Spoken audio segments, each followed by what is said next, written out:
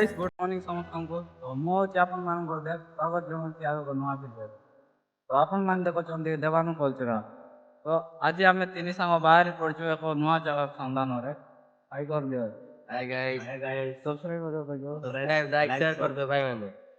ତ ଆଜି କୃଷ୍ଣା ନରେନ୍ଦ୍ର ଆଉ ମୁଁ ତିନି ସାଙ୍ଗ ଆମେ ବାହାରି ପଡ଼ିଛୁ ଏକ ନୂଆ ଜାଗା ସନ୍ଧାନରେ, ଯାହାକି ଆମ ମାଲକାନଗିରି ଜିଲ୍ଲାର ଏକ ସ୍ଥାନରେ ରହିଛି। ମାନେ ଆମ ମାଲକାନଗିରି ଜିଲ୍ଲାର ଏକ ଜାଗା ଯାହାକି ଲୁଚିକି ରହିଛି, କାରଣ ସେ ଜାଗାଟା ଭିଡ଼ିଓରେ ଭାଇରାଲ ନୁହେଁ କି କୌଣସି ପର୍ଯ୍ୟଟନ ସ୍ଥଳୀ ନୁହେଁ। ତ ପ୍ରକୃତିକ ଏକ ସୁନ୍ଦର ଦୃଶ୍ୟଟିଏ ରହିଛି, ବହୁତ ସୁନ୍ଦର ଜାଗା। ତ ଆଜି ଆମେ ସେଇ ଜାଗାକୁ ଯାଉଛୁ, ଆପଣମାନଙ୍କୁ ମଧ୍ୟ ମୁଁ ଦେଖେଇବି ସେଇ ଜାଗାଟା। ତ ଚାଲନ୍ତୁ ଦେଖିବା, ଏନ୍ଜୟ କରିବା।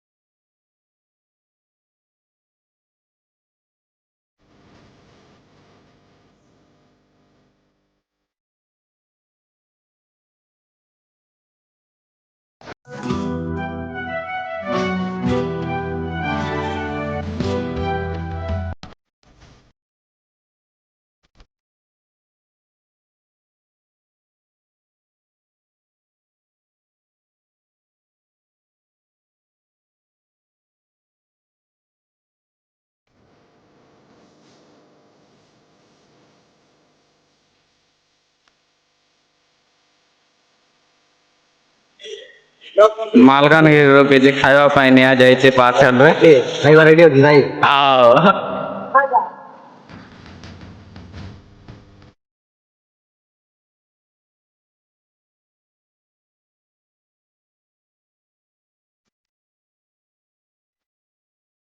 ତ ବର୍ତ୍ତମାନ ଆମେ କୋଇଲିପାଲରେ ପହଞ୍ଚିଲୁ।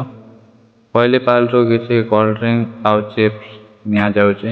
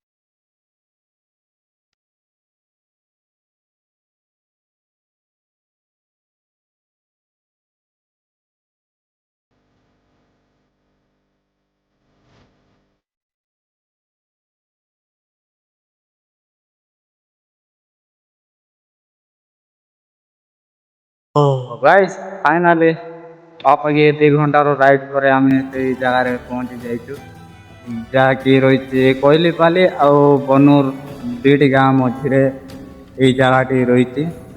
ଯାହା ପୁରା ପାହାଡ଼ ସାଇଡ଼ରେ ପୁରା ରାସ୍ତା ଅଛି, ଯାହାକି ବହୁତ ସୁନ୍ଦର ରାସ୍ତା ଅଛି।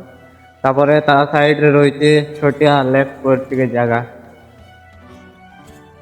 ତ ଏଇ ଭିୟୁଟି ଦେଖିବା ପାଇଁ ଆମେ ଆସିଥିଲୁ। ତା ସହିତ ଏଇ ଭିୟୁ ରୋଡର ମଜା ବି କିଛି ଅଲଗା, ଯାହାକି ପୁରା ଟର୍ଣ୍ଣିଂ ରହିଛି, ପାହାଡ଼ ସାଇଡ଼ରେ ରାସ୍ତା ଯାଇଛି। ତ କିଛି ଏମିତି ଦେଖାଯାଉଛି। ଏବେ ବର୍ତ୍ତମାନ ପାଣି ବହୁତ କମ୍ ଅଛି, ନହେଲେ ପୁରା ପାଣି ପୁରା ଏ ସାଇଡ଼୍ ପୁରା ଭରିକି ଥିଲା। ମୁଁ ଯେତେବେଳେ ଆସିଥିଲି ମାନେ ସେ ଟାଇମ୍ରେ ତ ଭିଡ଼ିଓ ପାରିନଥିଲି। ତ ବର୍ତ୍ତମାନ ଆସିଛି ଯେତେବେଳେ ପାଣି ଟିକେ ବହୁତ କମ୍ ଅଛି। ଏ ବ୍ରିଜ୍ ବି ଦୁଶୁନଥିଲା ମୁଁ ଆସିଲା ଟାଇମ୍ରେ। ତ ଏମିତି ରହିଛି, ଭାଇମାନେ ସେଠି ଏନ୍ଜୟ କରୁଛନ୍ତି। ତ ଆମର ଖାଇବା ପାଇଁ ଯାହା ଅଣା ହେଇଥିଲା ପାର୍ସଲ ଆଉ କୋଲ୍ଡ ଡ୍ରିଙ୍କ୍ ଯାହା ହେଇଥିଲା, ତ ତା ସବୁ ଆମେ ଖାଇସାରିକି ବର୍ତ୍ତମାନ ଭିଡ଼ିଓ ବନାଉଛୁ। ତ ଭାଇମାନେ ଫୁଲ୍ ଏନ୍ଜୟରେ ଅଛନ୍ତି।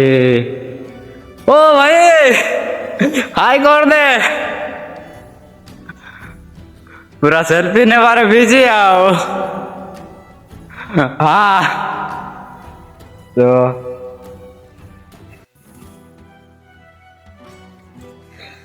ବହୁତ ସୁନ୍ଦର ଦେଖାଯାଉଛି ପାହାଡ଼ ପର୍ବତ, ଯାଏ ଗଛଲତା ସହିତ ପୁରା ରଙ୍ଗ ବେରଙ୍ଗର ଗଛଲତା, ଗ୍ରୀନ୍ ଲାଇଟ୍ ଗ୍ରୀନ୍ ରେଡ୍, ତାପରେ ଟିକେ ଟିକେ ୟେଲୋ ଇଏରେ ଅଛି, ଅରେଞ୍ଜ କଲର ଅଛି। ତ ମସ୍ତ ଦେଖାଯାଉଛି ଭିୟୁଟା। ତ କେତେ ସୁନ୍ଦର ଜାଗାଟିଏ।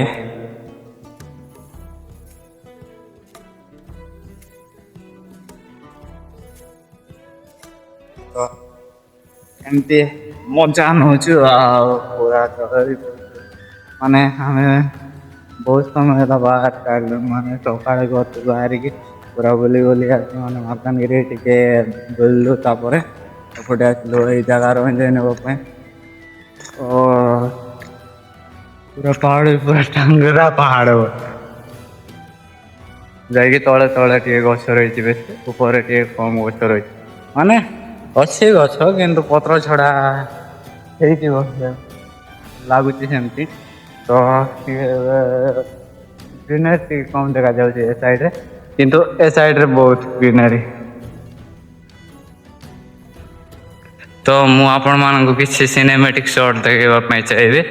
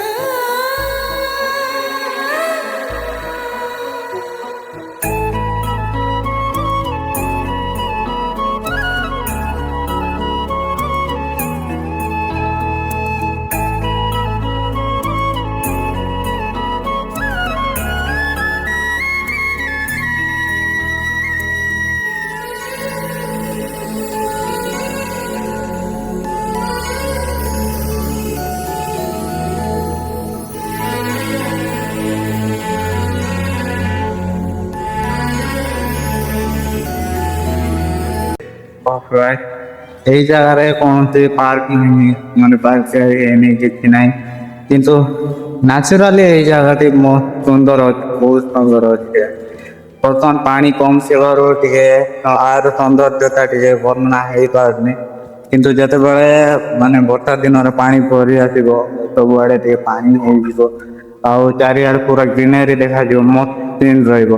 ତ ଏଇ ଜାଗାଟି ମୁଁ ସଜେଷ୍ଟ କରିବି ପିକନିକ୍ କରିବା ଲୋକମାନଙ୍କ ପାଇଁ ଯାହାକୁ ପିକନିକ୍ କରିବାକୁ ବହୁତ ଇଚ୍ଛା। ତ ଏହି ଜାଗାରେ ବହୁତ ସୁନ୍ଦର ସୁନ୍ଦର ପିକନିକ୍ ସ୍ପଟ୍ସ ରହିଛି। ତ ଆପଣମାନେ ଏଠାକୁ ଆସି ପିକନିକ୍ ଏନ୍ଜୟ କରିପାରିବେ।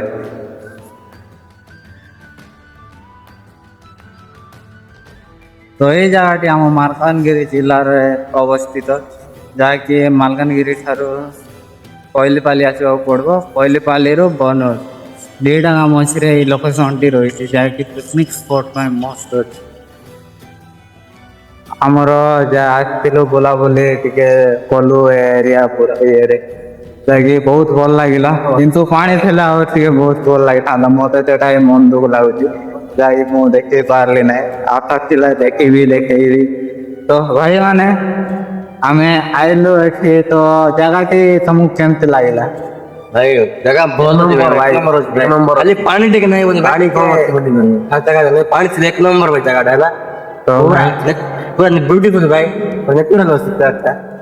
ତ ଭାଇ ସବୁ କିଛି ନେଚୁରାଲ, କିଛି ଇଏ ନାହିଁ, କିନ୍ତୁ ଗୋଟେ ଜିନିଷ କମିଗଲା, ପାଣିଟା। ତ ତଥାପି ବି ଆମେ ବହୁତ ଭଲ ଭାବରେ ଏନ୍ଜୟ କଲୁ। ତ ଏଇ ଭିଡ଼ିଓଟି ମୁଁ ଏତିକିରେ ଶେଷ କରିବା ପାଇଁ ଚାହିଁବି। ତ ଦେଖା ହବ ଆଉ ଗୋଟେ ନୂଆ ଭିଡ଼ିଓରେ ନୂଆ ଜାଗାରେ। ହଁ, ଏଇ ଜାଗାଟା ମୁଁ ଠିକ୍ ସେ ଦେଖେଇଲି, କିନ୍ତୁ ଯେତେବେଳେ ସୁନ୍ଦର ଦେଖାଯାଉଥିଲା ସେତେବେଳେ ମୁଁ ଦେଖେଇ ପାରିଲି ନାହିଁ। ମନସୁନରେ ମାନେ ବର୍ଷା ଦିନରେ ଆଉ ଥରେ ଆସିଲେ ମୁଁ ନିଶ୍ଚୟ ଆଉ ଥରେ ଭଲସେ ଆପଣମାନଙ୍କୁ ଦେଖେଇବି। ତ ଏଇ ଭିଡ଼ିଓଟି ଏତିକିରେ ଏଣ୍ଡ କରୁଛି। ଦେଖା ହବ ଆଉ ଗୋଟେ ନେକ୍ସଟ ଭିଡ଼ିଓରେ ନୂଆ ଜାଗାରେ। ତ ରହିଲି, ଜୟ ଜଗନ୍ନାଥ।